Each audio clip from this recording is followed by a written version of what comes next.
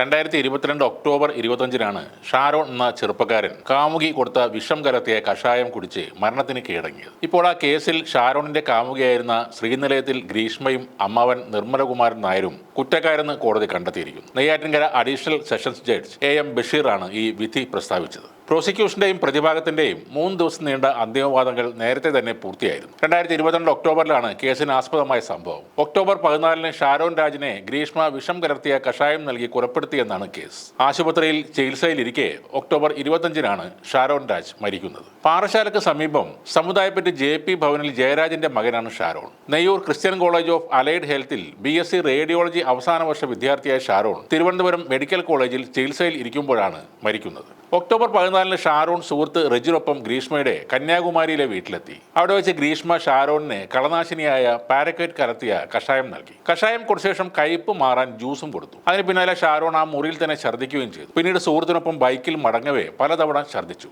അതോടെ അങ്ങേയറ്റം ക്ഷീണിതനാവുകയും ചെയ്ത ഷാരോൺ പാറശാല ജനറൽ ആശുപത്രിയിൽ ചികിത്സ തേടി അതിനുശേഷം വീട്ടിലേക്ക് എത്തിയെങ്കിലും വായിൽ വ്രണങ്ങൾ കണ്ടെത്തുകയായിരുന്നു. തുടർന്ന് വീണ്ടും ഷാരോണിനെ ആശുപത്രിയിൽ പ്രവേശിപ്പിച്ചു. അപ്പോഴേക്കും ഷാരോണിന്റെ വൃക്ക, കരൾ, ശ്വാസകോശം എന്നിവ ഈ വിഷം ബാധിച്ച് നശിക്കാൻ തുടങ്ങിയിരുന്നു. കോളേജിലേക്കുള്ള ബസ് യാത്രയ്ക്കിടെയാണ് ഷാരോണും ഗ്രീഷ്മയും പരിചയപ്പെടുന്നത്. 2021 ഒക്ടോബർ മുതലാണ് ഇരുവരും പ്രണയത്തിലായതെന്നാണ് കുറ്റപത്രത്തിൽ പറയുന്നത്. 2022 മാർച്ച് 4-ന് പട്ടാളത്തിൽ ജോലിയുള്ള ഒരാളുമായി ഗ്രീഷ്മയുടെ കല്യാണം ഉറപ്പിച്ചിരുന്നു. എന്നാൽ ഗ്രീഷ്മയുടെ ആദ്യ ഭർത്താവ് മരിച്ചു പോകുമെന്ന് ജോത്സ്യന്റെ ഒരു പ്രവചനവും ഉണ്ടായിരുന്നു. ആ പ്രവചനം ഫലിക്കുമോ എന്ന ഭീതിയിലാണ് ഷാരോണിനെ ആദ്യ ഭർത്താവാക്കാൻ ശ്രമിച്ചതും നവംബറിൽ ഷാരോണിന്റെ വീട്ടിൽ വെച്ച് ഇരുവരും താലി കെട്ടിയതും. പിന്നീട് വെട്ടുകാട് പള്ളിയിൽ വെച്ചും ഇവർ താലി കെട്ടിയിരുന്നു. തൃപ്പരപ്പിലുള്ള ഹോട്ടലിൽ മുറിയെടുത്ത് ഇരുവരും ലൈംഗിക ബന്ധത്തിൽ ഏർപ്പെട്ടതായും കുറ്റപത്രത്തിൽ പറയുന്നുണ്ട്. പിന്നീട് പുതിയ വിവാഹാലോചനയ്ക്ക് വേണ്ടി ഷാരോൺ എന്ന ആദ്യ ഭർത്താവിനെ ഉപേക്ഷിക്കാൻ ഗ്രീഷ്മ ശ്രമിക്കുന്നു.